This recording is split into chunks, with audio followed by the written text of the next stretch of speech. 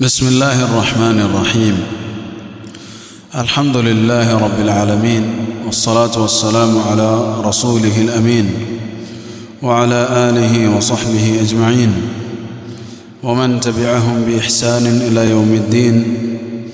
أما بعد. ബഹുമാനപ്പെട്ട മുഅ്മിനീങ്ങളെ, അല്ലാഹു സുബ്ഹാനഹു വ തആല മനുഷ്യർക്കായി അയച്ച റഹ്മത്താണ് മുഹമ്മദുൻ റസൂലുള്ളാഹി സ്വല്ലല്ലാഹു അലൈഹി വസല്ലം. ആ റസൂലുള്ളാഹി സ്വല്ലല്ലാഹു അലൈഹി വസല്ലമിലൂടെയാണ് നമ്മൾ അള്ളാഹുവിനെ മനസ്സിലാക്കിയതും അവൻ്റെ ദീനിനെ മനസ്സിലാക്കിയതും. ആ റസൂലുള്ളാഹി സ്വല്ലല്ലാഹു അലൈഹി വസല്ലമ അനുഭവിച്ച ത്യാഗങ്ങളുടെ ഫലമാണ് മുസ്ലിമീങ്ങളായത്, അവർക്ക് സ്വർഗത്തിലേക്ക് പോകാനുള്ള വഴി ശരിയായത്. ആ ത്യാഗത്തിൻ്റെ ഫലമാണ് ഓരോ മുസ്ലിമും നമ്മൾ ഓരോരുത്തരും അനുഭവിച്ചു കൊണ്ടിരിക്കുന്നത്. നമുക്ക് നമ്മുടെ മാതാപിതാക്കളെക്കാൾ, നമ്മുടെ മക്കളെക്കാൾ, നമ്മുടെ സമ്പാദ്യങ്ങളെക്കാൾ കടപ്പെട്ടിരിക്കുന്നത് റസൂലുള്ളാഹി സ്വല്ലല്ലാഹു അലൈഹി വസല്ലമയോടാണ്. പോരാ, മറിച്ച് നമ്മളുടെ ശരീരങ്ങളെക്കാൾ നമുക്ക് വേണ്ടപ്പെട്ടതാണ് റസൂലുള്ളാഹി സ്വല്ലല്ലാഹു അലൈഹി വസല്ലം. റസൂലുള്ളാഹി സ്വല്ലല്ലാഹു അലൈഹി വസല്ലമ അദ്ദേഹത്തിൻ്റെ ജീവിതം നമുക്ക് മാതൃകയാണ്. ലഖദ് കാന ലക്കും ഫീ റസൂലില്ലാഹി ഉസ്വത്തുൻ ഹസന. തീർച്ചയായും റസൂലുള്ളാഹി സ്വല്ലല്ലാഹു അലൈഹി വസല്ലമയിൽ ഉത്തമമായ മാതൃകയുണ്ട്. ഒരാൾക്ക് സ്വർഗത്തിൽ പോകണമെങ്കിൽ റസൂലുള്ളാഹി സ്വല്ലല്ലാഹു അലൈഹി വസല്ലമയുടെ ജീവിതമാണ് പഠിക്കേണ്ടത്. ആ ജീവിതം പഠിക്കുന്നതിലൂടെ യഥാർത്ഥത്തിലുള്ള മുഅ്മിനാകാൻ ആ പഠനം അവനെ സഹായിക്കുന്നു. സ്വർഗത്തിൽ പ്രവേശിക്കാൻ അവനെ അത് സഹായിക്കുന്നു.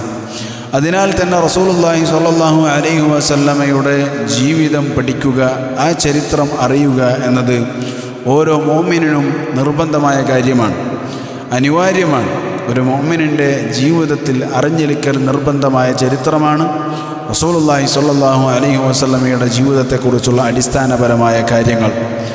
അതിനെക്കുറിച്ച് വിവരിക്കുന്ന റസൂലുള്ളാഹി സ്വല്ലല്ലാഹു അലൈഹി വസല്ലമയുടെ ജീവിതത്തെക്കുറിച്ച് നമുക്ക് പറഞ്ഞു തരുന്ന ഒരു കിതാബാണ് അസ്-സഹീഹുൽ മുസഫ മിൻ സീറത്തിൻ നബിയ്യി അൽ മുസ്തഫ സ്വല്ലല്ലാഹു അലൈഹി വസല്ലം. ഇത് എഴുതിയിട്ടുള്ളത് അശ്ശൈഖ് അൽ അൽബാനി റഹിമഹുല്ലാ, അദ്ദേഹത്തിൻ്റെ ശിഷ്യനായ അബൂ ഉസാമ സലീം ഇബ്നു ഈദ് അൽ ഹിലാലി ഹഫിളഹുള്ളയാണ്. അദ്ദേഹത്തിൻ്റെ ഈ ഗ്രന്ഥം രചിക്കുമ്പോഴുള്ള അദ്ദേഹത്തിൻ്റെ നിലപാട് എന്തെന്നാൽ സ്വഹീഹായത് മാത്രം, സ്വഹീഹായ ചരിത്രങ്ങൾ മാത്രം ഉൾക്കൊള്ളിച്ചുകൊണ്ട് ഗ്രന്ഥം രചിക്കുക എന്നതാണ്. അദ്ദേഹം ഒരു മുഖദ്ദിമയ്ക്ക് ശേഷം ഈ ഗ്രന്ഥത്തിൻ്റെ കാമ്പിലേക്ക് കടക്കുകയാണ്. ഒന്നാമത്തെ അധ്യായം അൽബാബുൽ അവ്വൽ, ഹയാത്തു മുഹമ്മദിൻ സല്ലല്ലാഹു അലൈഹി വസല്ലമ മിൻ മൗലിദിഹി ഇലാ വഫാത്തിഹി. റസൂലുള്ളാഹി സ്വല്ലല്ലാഹു അലൈഹി വസല്ലമയുടെ ജീവിതം ജനനം മുതൽ മരണം വരെ. ഒന്നാമതായി അദ്ദേഹം കൊടുത്ത അധ്യായം നസബുഹു സല്ലല്ലാഹു അലൈഹി വസല്ലം, റസൂലുള്ളാഹി സ്വല്ലല്ലാഹു അലൈഹി വസല്ലമിൻ്റെ കുടുംബം. ഒരാളെക്കുറിച്ച് പറയുമ്പോൾ ആ ആൾ എവിടെ നിന്നാണ്, ആ ആളുടെ കുടുംബം ഏതാണ് എന്നത് തീർച്ചയായും പഠിക്കപ്പെടേണ്ടുന്ന വിഷയമാണ്.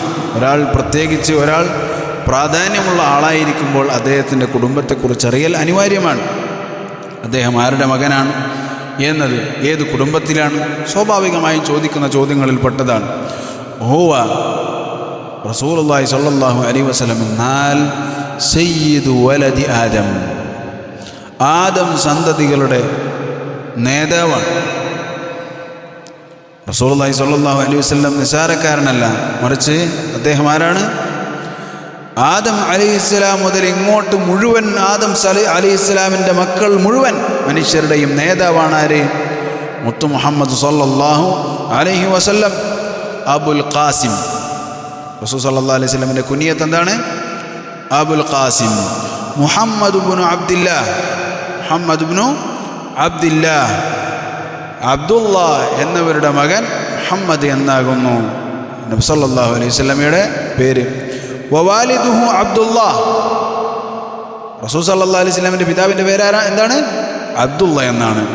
അഖുൽ ഹാരിസ്, അബ്ദുള്ള അദ്ദേഹത്തിൻ്റെ എന്ത് ചെയ്യാണ്? സഹോദരന്മാരുടെ പേരുകൾ ഇനി പറയുകയാണ്.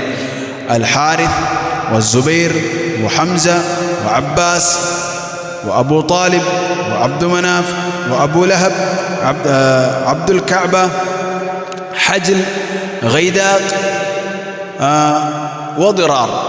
11 ആളുകളുടെ പേര് പറഞ്ഞു. അതിൽ നമുക്കറിയാവുന്ന പൊതുവെ കേൾക്കാറുള്ള പേരുകളാണെന്ത്? അബൂ താലിബ്, നമുക്ക് കേട്ട് പരിചയമുള്ള പേരാണ്. അതുപോലെ തന്നെ അബ്ബാസ് റളിയല്ലാഹു അൻഹു, ഹംസ റളിയല്ലാഹു അൻഹു, സുബൈർ, അബൂ ലഹബ് ലഅനത്തുല്ലാഹി അലൈഹി. റസൂൽ സല്ലല്ലാഹു അലൈഹി വസല്ലമിൻ്റെ മൂത്താപ്പയാണ്, പക്ഷേ ഇസ്ലാമിൻ്റെ കൊടിയ ശത്രുവാണ്. റസൂലുള്ളാഹി സ്വല്ലല്ലാഹു അലൈഹി വസല്ലമിൻ്റെ കൊടിയ ശത്രുവാണ്. അങ്ങനെയുള്ള 11 സഹോദരന്മാരുടെ സഹോദരനാണ് ആര്? അബ്ദുല്ലാഹ് എന്ന റസൂലുള്ളാഹി സ്വല്ലല്ലാഹു അലൈഹി വസല്ലമിൻ്റെ പിതാവ്. അതുപോലെ തന്നെ പെങ്ങന്മാരുണ്ടായിരുന്നു, സിസ്റ്റേഴ്സ് ഉണ്ടായിരുന്നു. അവരുടെ പേരെന്താണ്? സഫിയ, ആതിക, അർവ, ഉമൈമ, ബർറ, ഉമ്മു ഹക്കീം എന്നിവരാണവർ. ഉമ്മു ഹക്കീം എന്നിവരുടെ പേരാണ് ബൈദ. ഇതൊക്കെ ആരായിരുന്നു? റസൂലുള്ളാഹി സ്വല്ലല്ലാഹു അലൈഹി വസല്ലമയുടെ അമ്മായിമാർ, അതായത് വാപ്പാടെ പെങ്ങന്മാർ. നാം ഹഉലാഇ കുല്ലുഹും ഔലാദു അബ്ദുൽ മുത്തലിബ്. ഇവരൊക്കെ ആരുടെ മക്കളാണ്? അബ്ദുൽ മുത്തലിബ് എന്നവരുടെ മക്കളാണ്. ഇവിടെ എന്ത് ചെയ്യുന്നുണ്ട്? ഈ കിതാബിൽ എന്ത് ചെയ്യുന്നുണ്ട്? അബ്ദുൽ മുത്തലിബിൻ്റെ സഹോദരൻ ആരാണ്, ഇനി അവരുടെ പിതാവിൻ്റെ സഹോദരന്മാരാരാണ്, ഇങ്ങനെ എന്ത് ചെയ്യുന്നുണ്ട്?